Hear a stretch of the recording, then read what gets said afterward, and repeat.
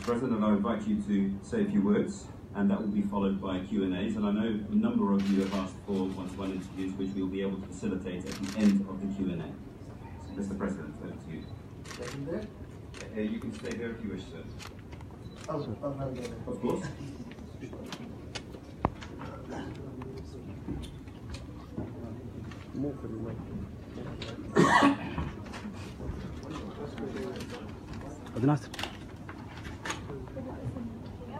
Sorry.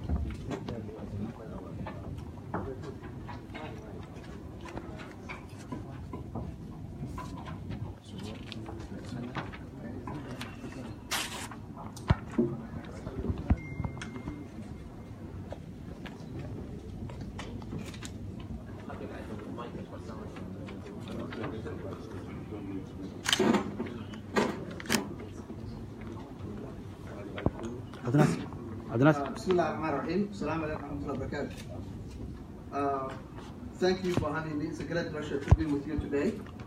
And thank you for giving us the opportunity to come and discuss the current situation in Somalia, and particularly in Puntland, and also to give you a briefing about the relationship between UAE and Somalia. First, I would like to talk about the strategic importance of Puntland as a state in Somalia. The state of Puntland lies at the northeastern part of Somalia. It occupies 1/3 of the Somali territory and comprises 1/4 of the Somali population.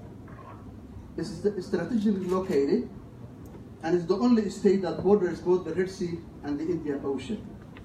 It's also the gateway to the Gulf of Aden.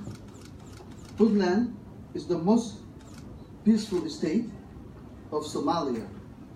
It is the oldest federal member state of Somalia and is established in 1998, way before the formation of the federal government in 2004. Let me now delve into the historical relationship between UAE and Somalia. Somalia and UAE has historical ties that predate the independence of both states. UAE is the biggest trading partner of Somalia. Thousands of Somalis sought safety and succor in UAE after the collapse of the Somali state. Tens of thousands live in UAE and have gainful employment in this country. Moreover, UAE is and has been a strategic partner in the fight against terrorism, illegal human trafficking, illegal fishing, and piracy. Their support is vital and is indispensable for the safety of the Somali people. Recently, DP World have signed an agreement with Puntland. It is the biggest investment in Puntland since the collapse of the state in 1991. This investment is important for the development in the region, creating thousands of jobs for the unemployed youth. It also creates a network externality which brings more and more investment to Puntland. It also contributes to the security and development of Somalia, what we call the security development nexus. You cannot have development without security, and you cannot have security without development. Now, Somalia is the federal government. Why do we have chosen, and it's important to understand the concept of federalism in Somalia? The idea of federalism was to establish a state government is responsible for certain government functions whilst ensuring federal government that upholds the nation's unity. Somalia's collapse of 1991 was the result of centralized power and the Muqdisho city state. Somalia is not Muqdisho, and Muqdisho is not Somalia. Federalism ensures that a national government does not have dictatorial powers, and that the nation's political future is discussed, negotiated, and shared among the Somali political entities in the interest of the nation.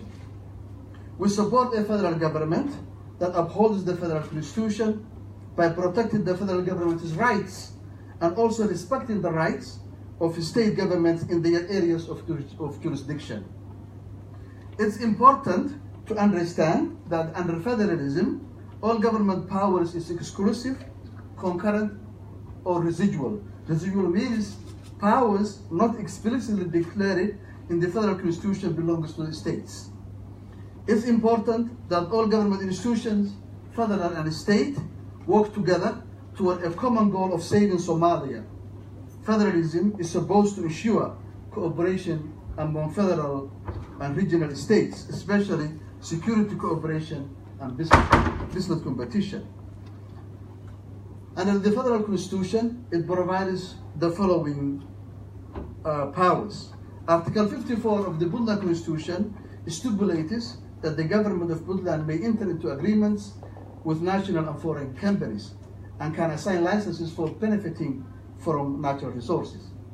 Also, Article 142 of the Federal Constitution stipulates until such time that all federal member states of Somalia are established and the adopted federal member state constitutions are harmonized with the Somali Federal Constitution, the federal member states existing prior to the provisional adoption of this provisional constitution shall retain and exercise the powers endowed by their own constitutions,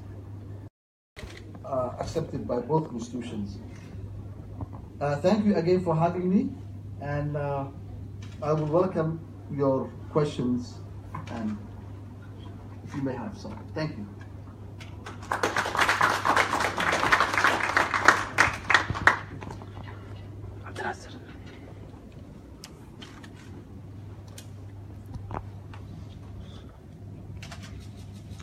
Any questions at all?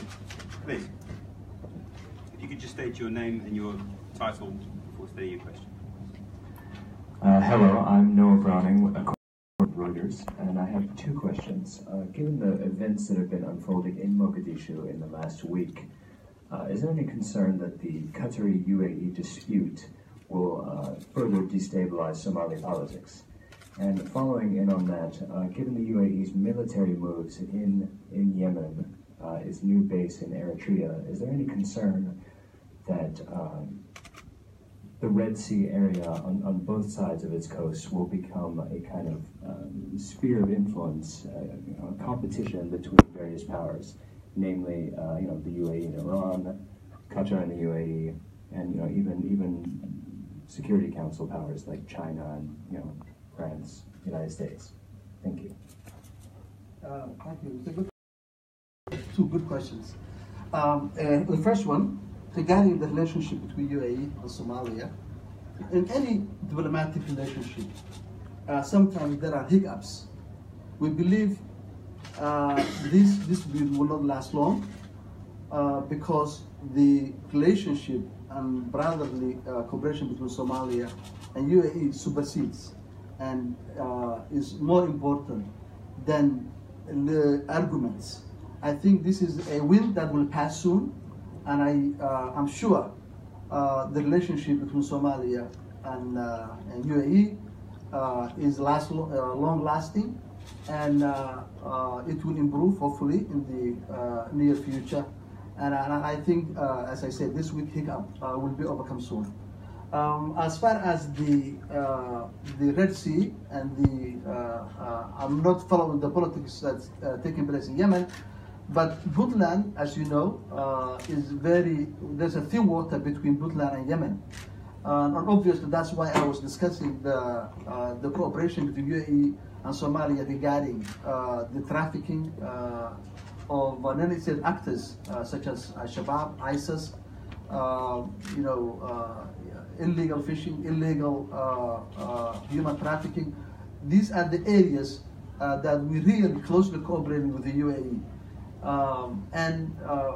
Puntland being the gateway to the Gulf of Aden and to the Middle East, it makes it more important for us to have that relationship and that support from the UAE government.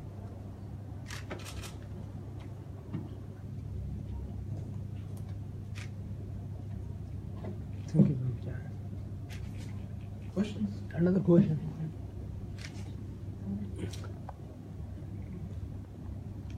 Yes. Questions?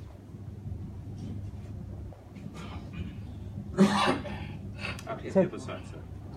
Yeah, Abdul Musa from Friends of the Horn Foundation from London. Mr. President, nice having you here. My question to you is, what do you think the consequence will be if the cooperation, military cooperation and piracy and security cooperation you have with the UAE, if that is being vacated, what will be the consequence, do you think? I hope, God forbid, that will not happen. That relationship between the support of UAE regarding the illegal activities on the coast of Somalia, such as I say, I haven't emphasized enough about the strategic importance of Puntland. More than it's estimated between 24,000 to 30,000 ships go through the Gulf of Aden off the coast of Puntland. That's why it's important that the support of the UAE to the Puntland Maritime Police Force is very important because the world economy, world commerce depends the safety passage of that territorial waters. So therefore, I'm sure the support will stay, and also because it's important for both countries, not only for Somalia, not only for Puntland, but also it helps the safety and security of UAE. We are at the first line of defense against terrorism. We are the first line of defense against piracy. We are the first line of defense against illegal human trafficking. All those are important also for the safety and security of the UAE. So this is a mutually beneficial relationship, not only for Somalia, but also for UAE too. Question over here. Another question. يوسف العربي من الاتحاد. أنا سؤالي إيه هي المجالات اللي ممكن يكون فيها تعاون بين بورتلاند والإمارات؟ وهل تعتقدون بدور قطري لإسكاء الخلافات؟ Somebody translate the question, please. I learned the Quran, but I don't speak Arabic. So you can translate for me. One second, sorry.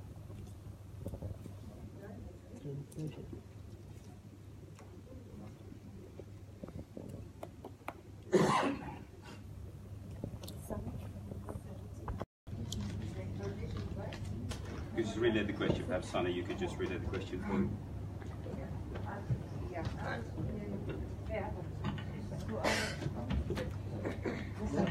Translation. Can you repeat? إيه هي مجالات الاقتصادية اللي ممكن يكون فيها تعاون ما بين الإمارات وبورتلاند؟ وهل تعتقدون بوجود دور قطري لإسكاء الخلافات؟ Sana, could you repeat, please? I'll tell you the question, Mr. President. Yes. It is about what are the areas, in your opinion, of cooperation between the UAE and Puntland, and do you think that Qatar has a role in fueling the disputes? The area of cooperation between Puntland and UAE is a start now. The DP World is investing in the port of Bosaso, the expansion of port of Bosaso, investing more than $336 million. This is the beginning. We're expecting more in the area of industrial zones, free zones, infrastructure development, cooperation in the area of security. As I said, the UAE is supporting Puntland Maritime Police Force, over 2,000 men who are engaged in protecting Puntland and Somalia from all kinds of illegal activity that I have already mentioned. The area, we are expecting more in the area of social development, such as education, health, water and sanitation. So these are the areas of cooperation that we are expecting to have more and more with the UAE. Regarding Gadar, I think the issue of Gadar in Somalia will be a nuisance, and later on the long-standing relationship between UAE and Somalia will gain more and more.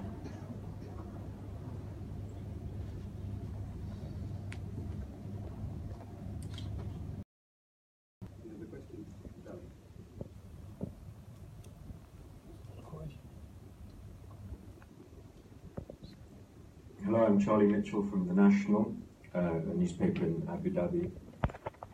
There seems to be a consensus that the central government in Mogadishu is unable to provide many of the things that the states in Somalia require.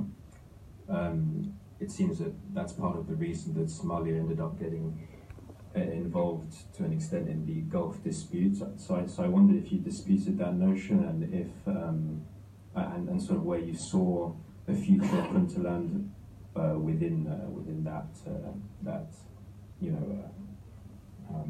backdrop.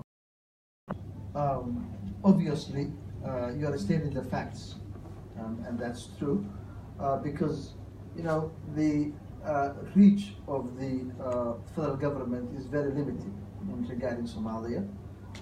Is our government, is our federal government, obviously, but at the same time,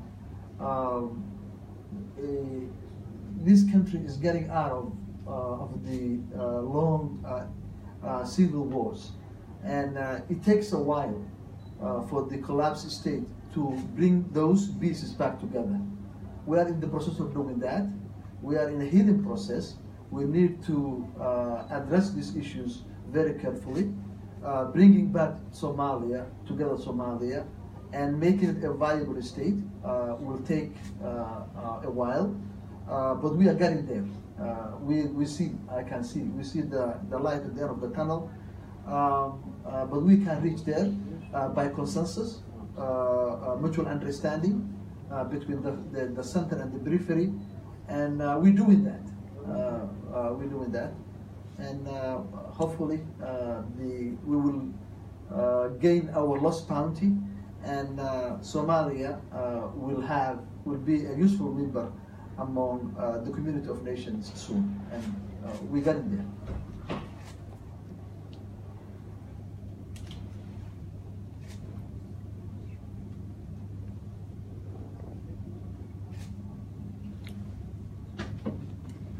Sorry, second question. How are you federal government Somalia objection to Biseso and Barbara? I am not sure if I cannot talk for Barbara, but I can talk only for Biseso, and I don't think there's an objection from the federal government. As I stated in my speech, Article 54 of our Constitution allows us to enter into agreements, but also the articles in the Federal Constitution also allows us to have agreements. Obviously, we will have liked the blessing and the consent, the no objection from our government, and I don't think the federal government of Somalia will object to private investment. Military is a different issue. But investment in creating jobs, creating development for the country.